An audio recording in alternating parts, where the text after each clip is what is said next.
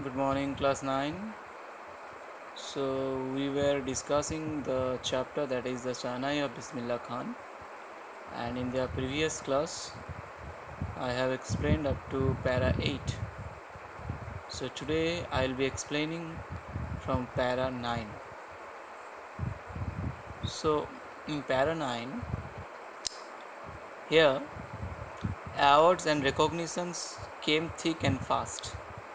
Thick and fast means here Bismillah Khan got lot of recognitions and he was honored with many awards.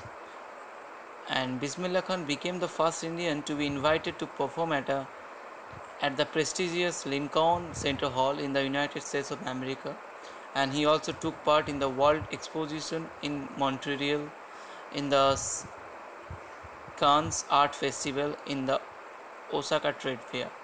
So Bismillah ji performed all over the world, and he performed in United States of America at the Lincoln Center Hall.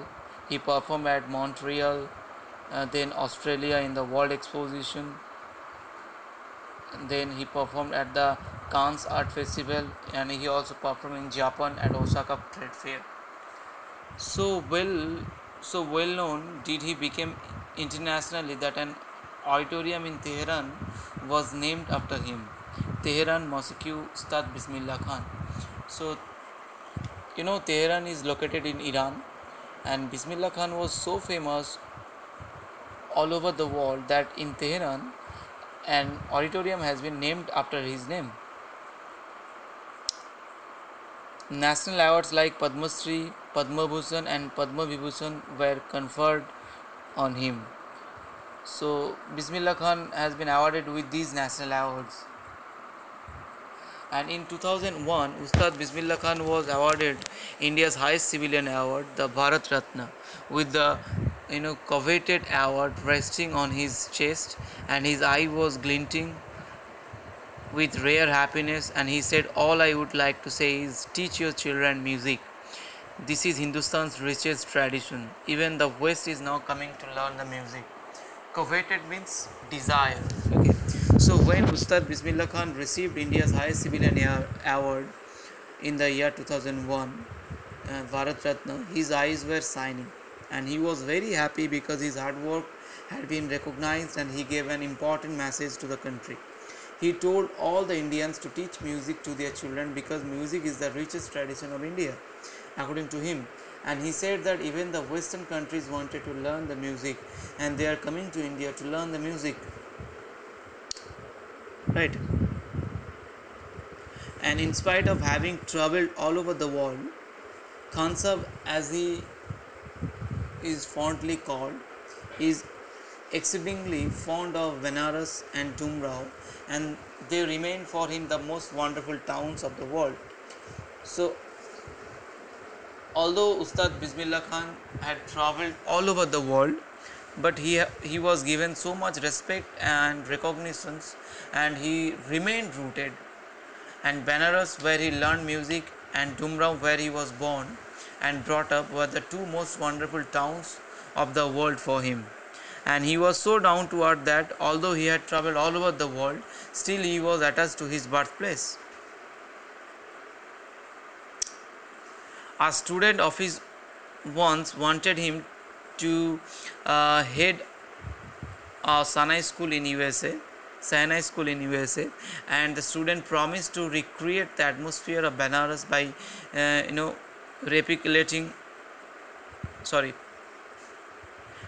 replicating the temples there. But Khan Sahib asked him if he would be able to transport river Ganga as well. So there was a student of Bismillah Khan, and he wanted that Ustad Khan should set up a Sinai school in USA, and he promised that he would recreate the temples of Benares in America for Ustadji. But Ustad Bismillah Khan was attached to river Ganga so much, so he asked his student that he would transport the river Ganga also to America. And he wanted to say that he could not leave India. He was attached not only to the temple of Benares, but also to the holy river of Ganga. Right?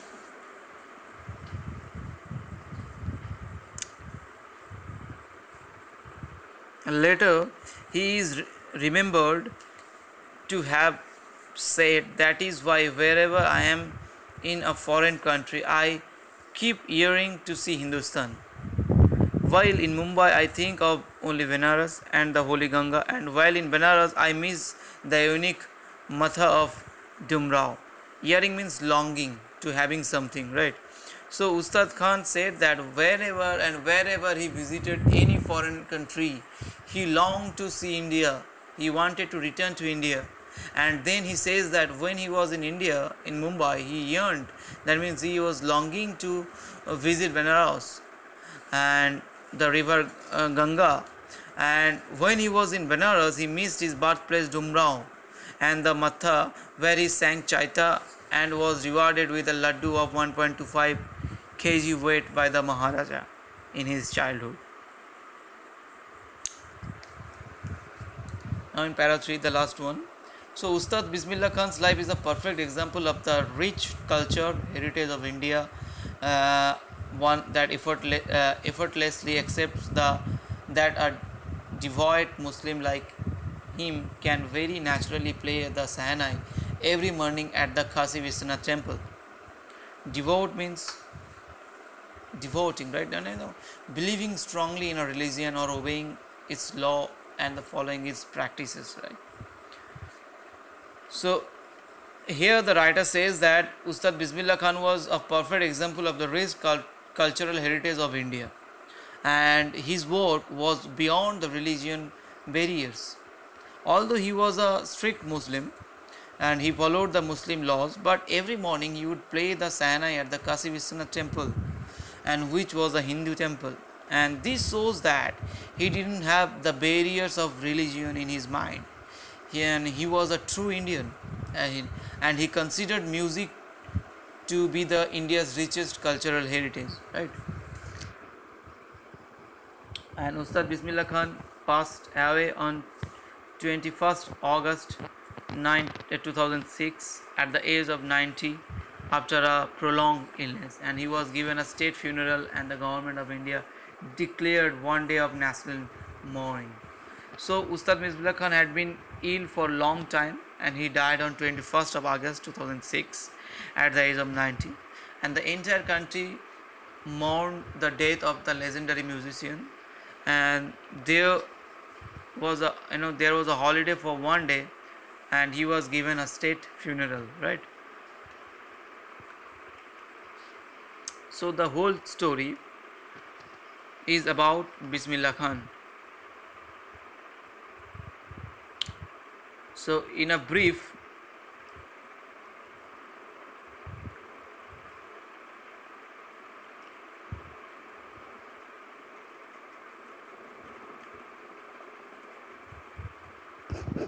so this is the story all about. And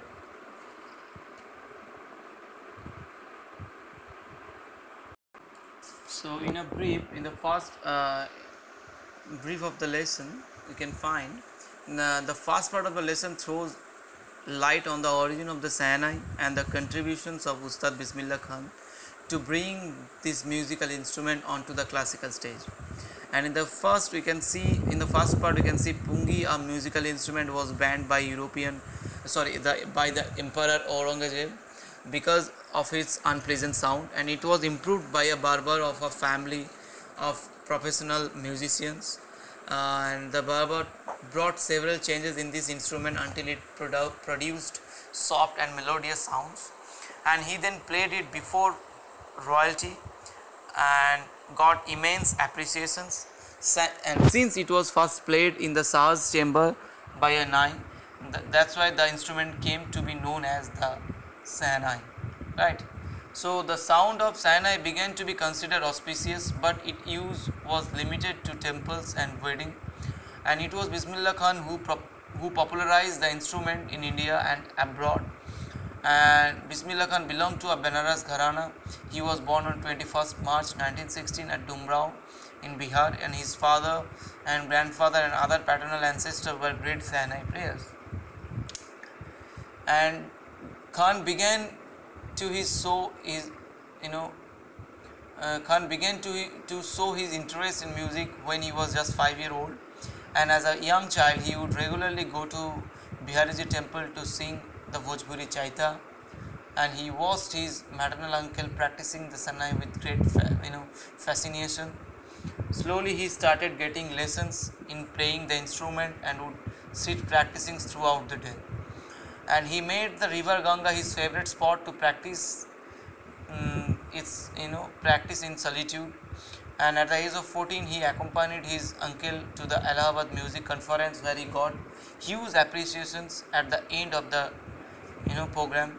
And the opening of then we can find the opening of All India Radio in Lucknow in 1938 proved to be a big break for him, and his Sanai came to be heard very often on the radio afterwards.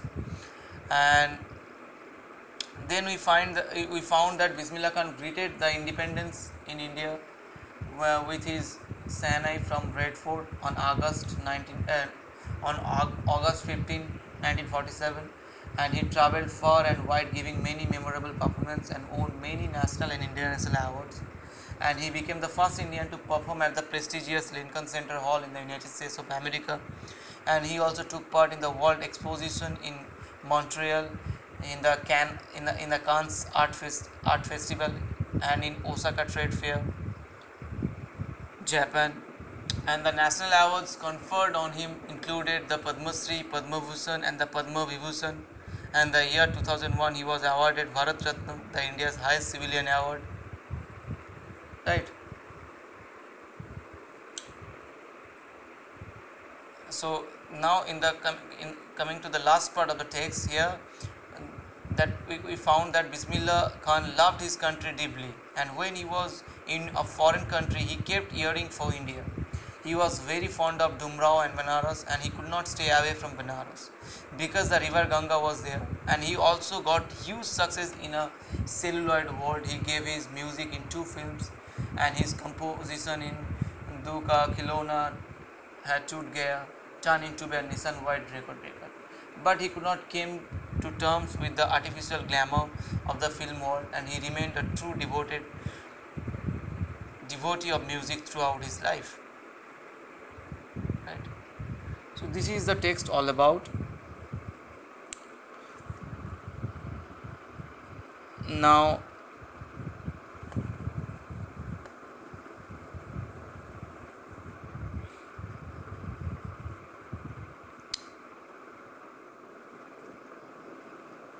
thinking about the text, in the exercise we found we tick the right answer. You can do these things, are very easy. If you read the text thoroughly, you can easily solve these questions. Anyway, I am discussing it.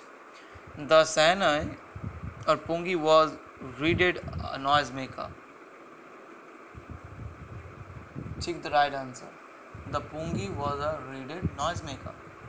Bismillah Khan, a barber, Ali Box transformed the Pungi into Sahnai, a barber.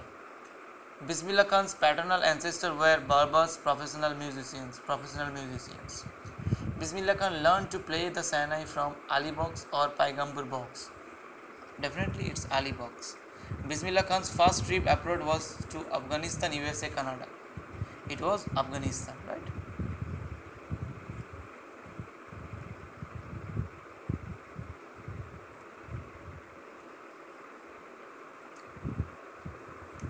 Now in the next page,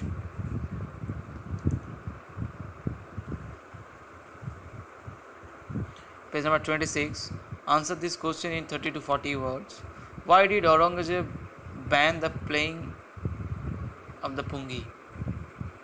Because Aurangzeb disliked the sound that produced by the Pungi, and it was considered to be a reeded noisemaker as it was loud, shrill and unpleasant. So he banned playing of Pungi in his royal court. How is a Sahnai different from Pungi? Although the Sahnai is also a reeded musical instrument like the Pungi, but it differs in the shape, size and the quality of sound produced by it. And it was made with a hollow stem which was longer and broader than the pungi and had 7 holes on it. And the sound produced by the Sayanai was soft and melodious in contrast to the shrill noise made by the pungi. Next question number 3. Where was the Sayanai played traditionally? How did Bismillah Khan change this? Traditionally, Sayanai was played at the royal court as a part of the traditional collection of musical instruments called Naubat, and in the temples and at the weddings. But Bismillah Khan invented new ragas with the Sayanai, thus it brought on the stage among the other classical musical instruments. When and how did Bismillah Khan get his big break? Bismillah Khan got his big break in the big break when All India Radio opened its radio station at Lucknow, and he played Sayanai from the radio station regularly, and his music became popular.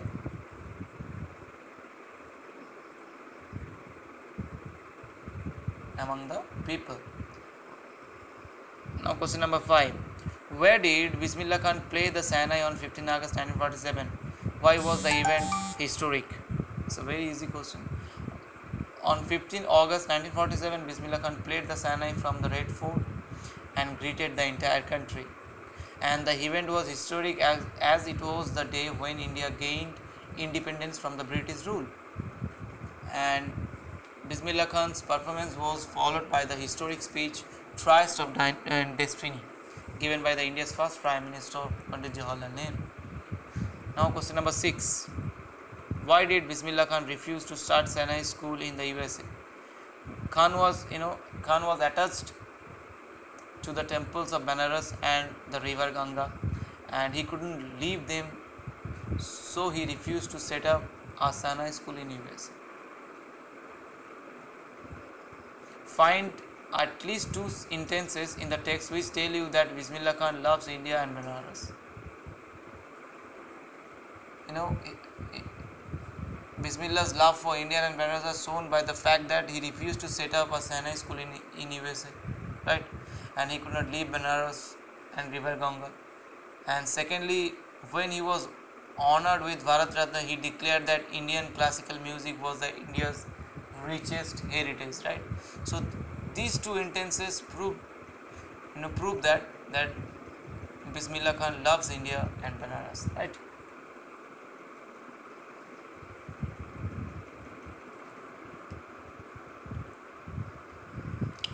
So please go through the PDF, and I have discussed the exercise question answer.